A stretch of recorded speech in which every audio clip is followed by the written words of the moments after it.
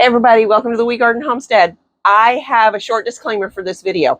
It was filmed on February 1st, so it has been almost 6 months. I downloaded it into the computer and it sat there and I completely forgot about it with everything else I had going on last February, you know, QuiltCon and the other quilt shows and my birthday and all of that stuff. I just forgot about it. So you're getting it now, almost the 1st of August, 6 months later. I am still carrying this purse. I absolutely love it. And I will say this was before the Juki, so I'm kind of interested to try this again and see how much easier it's going to be to sew on the Juki. So without further ado, here's the video. Thanks so much for joining me. Hey everybody, Claudia from the Wee Garden Homestead here. I'm getting ready to start a new project, and what I have going today is actually a bag. Finally, I'm doing a bag pattern that I got from Parrot and Parsnip on Etsy. I'll put a link to it below. I will also put a link to her YouTube video, which made me want to order this pattern. As some of you know, I've made bags, but I've never made like a purse before. This one I believe is called the Sunrise Purse. And I've already printed the pattern. I've already gotten started cutting out the interfacing. I have this piece of denim that I will be using in it. And this is a real lightweight denim. It was from, I can't remember, it was from a skirt or something. I had already used it in some other projects. There's just one small piece left. So I'm going to be using that. And then I'm going to be using this denim that I used. I think I used this for Jocelyn's bell bottoms as backing, and this was basically a remnant I had gotten at Hobby Lobby. Had dog hairs and stuff on it at Hobby Lobby. I don't know, 15 years ago probably. It had when I bought it, I got it on a huge discount because it had this faded line down it, and since it's been sitting on my shelf, it's got more faded lines on it. But it'll be perfect. See, there's one right there too. It'll be perfect for this bag. So I'm going to use those two. I've got a couple of pieces of fabric from, one is from my stash. I'm not sure where it came from. And one is from one of my end of bolt hauls. I have ordered zippers. So I've got some zippers I'll be using in there. And then I have some, it also requires some bias tape, which I made 3 rolls of bias tape probably 15 years ago too.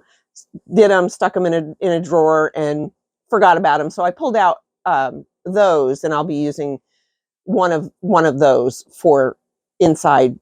You'll see when I do the video. So I'm going to get you turned around. I'm going to get going on this project. I'm not going to do a full tutorial because Parrot and Parsnip on YouTube has her full tutorial.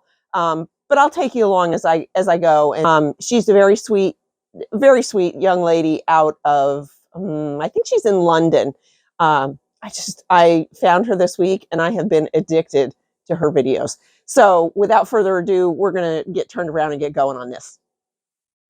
Okay, so I'm going to show you what I'm working with. I have the 2 fabrics that I already showed you. This was from a skirt or a dress. I can't remember for sure. This was the remnant. I pulled this out for lining because originally I was going to just do the denim, but I think this goes pretty well anyway. So this is going to be the lining, and you're really not going to see much of it except on the insides. So I pulled this out, but it wasn't quite enough for all the pieces for lining. So I dug out this this red polka dot. This was from my stash. It's been in there a while. I'm not quite sure where it came from. This one was from one of my end of bolt boxes. I can't remember which one. I have red and white zippers for the outside. Somewhere I have another one. There we go. This is the front. This is the back. This is going to be the top zipper. This is going to be the inside pocket. I used Heat and Bond fusible interfacing, medium weight, and I have those already cut out where I needed them, right there. And basically I'm just going to press these, iron these on, fuse them onto the pieces they need to go on, and then I'll cut the pieces out. That's how she did it. And it seemed like that seemed to be a good idea rather than try to line them up later. I have all of my pattern pieces here. And then I've got my bias tape that I made several years ago that I thought went pretty well. It's going to be on the inside. You're not going to see a lot of it, but I thought it went pretty well with this paisley. So I believe I have everything I need. We're going to move on. Okay, so I have my fabric wrong side up, and I'm just going to, I was trying to decide on these if these really had a right side up and an upside down, and I don't think they do. So I'm going to squeeze them in up here on this narrower end. And like that. You want to make sure when you're doing this that you don't press for too long, because you want to get it down, but you don't want to go too long because, and you don't want to slide around because the interfacing it'll curl. Okay, I think I have all my pieces cut out the way I needed them. So they were all right here. I also cut out of that big piece of denim, I cut a big long piece 3 inches wide. Well, it's got a little crinkle in it, but that's okay. It'll be fine. This is going to be for my strap. She called for, in her thing, a 1 inch wide piece of webbing. I'm going to fold this over about 3/4 of an inch. This is 3 inches altogether. I'm going to fold it over here about 1/4 of an inch. And then I'm going to fold this up to here. I'll top stitch here and I'll top stitch on the other side, and that'll get me my 1 inch wide strap. Okay, so I have all my zips in. So this is going to be the front. This is going to be the back. This is going to be the inside pocket. And this is going to be across the top like this. So the next step is to trim these. And she said, you know, just a pair of, as she put it, rubbish scissors. So I'm using my kitchen scissors. Okay, so next is I take this piece, and hers laid really, really flat together there. I'm going to probably have to pin mine. Okay, so that piece goes there. And then this piece goes face down like that. And then this lining piece, which is actually going to be on the inside, goes like that. So if I flip this all over, this is going to be the very inside. This is going to be the outside. And when I open it up, like I said, the polka dots are going to be in there. I'm going to clip these all the way around, and I'm going to push these together to make sure they actually clip where they should.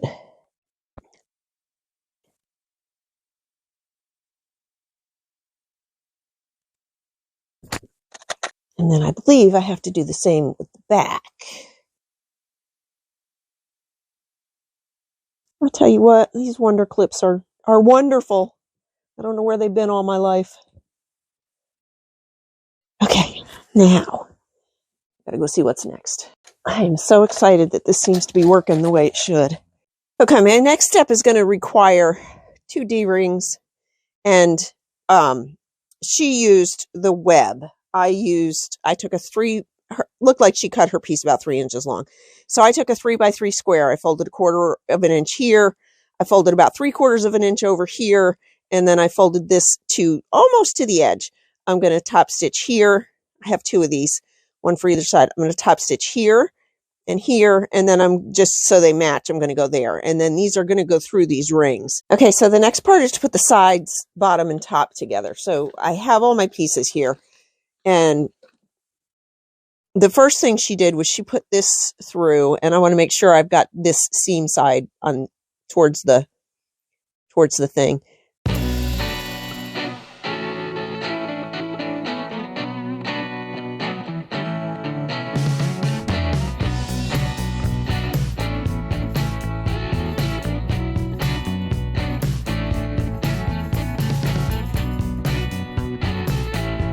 Okay, broke a needle on that. I did switch over to a denim jeans needle. Actually, it says jeans on it. It doesn't say denim, but you know.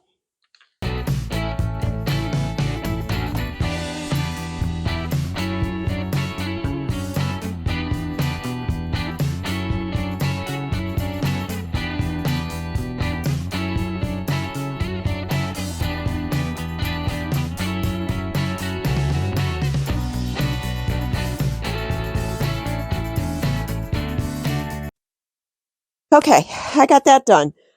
I think that the next step is for this to go together. Hopefully. It's going to go like this, and hopefully everything fits. Okay, so I skipped ahead a little bit. Not really skipped ahead, just worked on something was this while you weren't watching. I'm going to put this other side on, and we're going right sides together. I did clip the middle here and the middle here, the middle here, and the middle here so that they would line up. When I did the first one, I started at the bottom and worked my way up, and when I got to the top, it was all kinds of crazy, not right. So this time I'm going to start at the top and work my way down.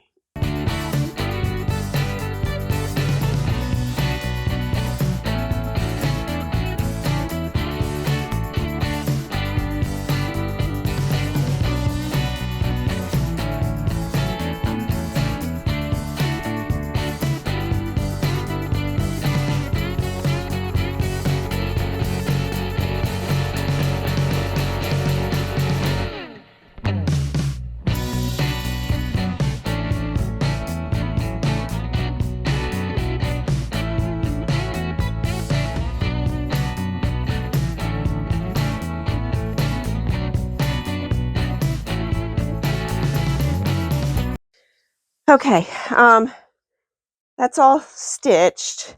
Let's get it turned right side out so we can see how it looks.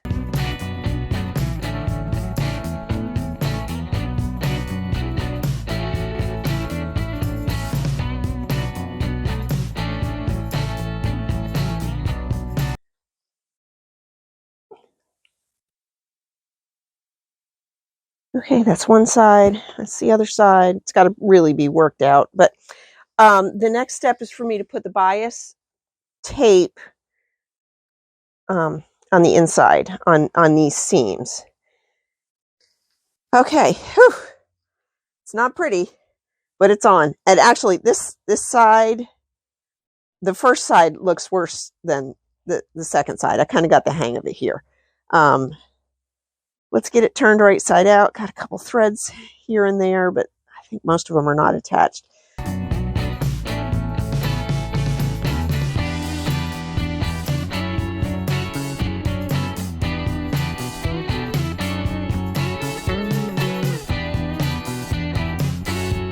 But I think that's looking pretty good. We've got the zipper pouch inside.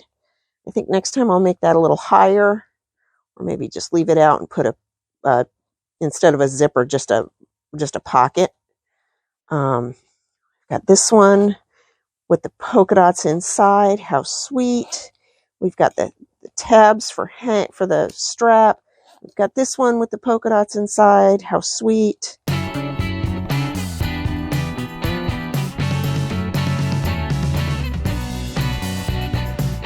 But let me get the strap done.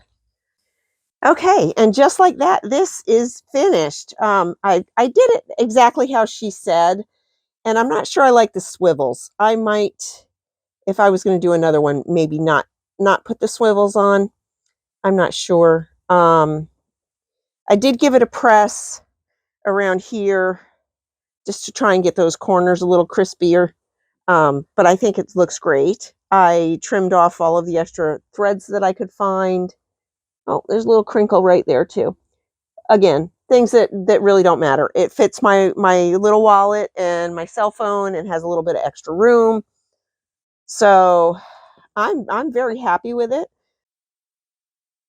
Okay, so here it is. Zipper on the top, zipper on this side, zipper on this side, and of course the zipper pocket on the inside. And that has the polka dot lining also.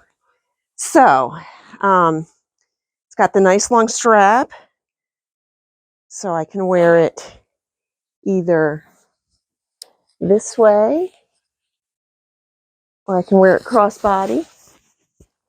It is a little bit adjustable, so if I really wanted to, I could even shorten it a little bit.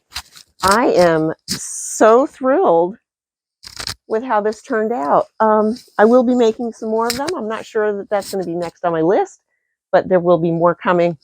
Thanks so much for watching. Don't forget to like, subscribe, leave me a comment, leave me a hype. What do you think for my first purse? Do you make purses? Have you made purses? My first of this type of actual purse. I've made bags, but this is my first purse like this. So I'm pretty pleased with it. Thanks so much for watching, and we'll see you on the next one.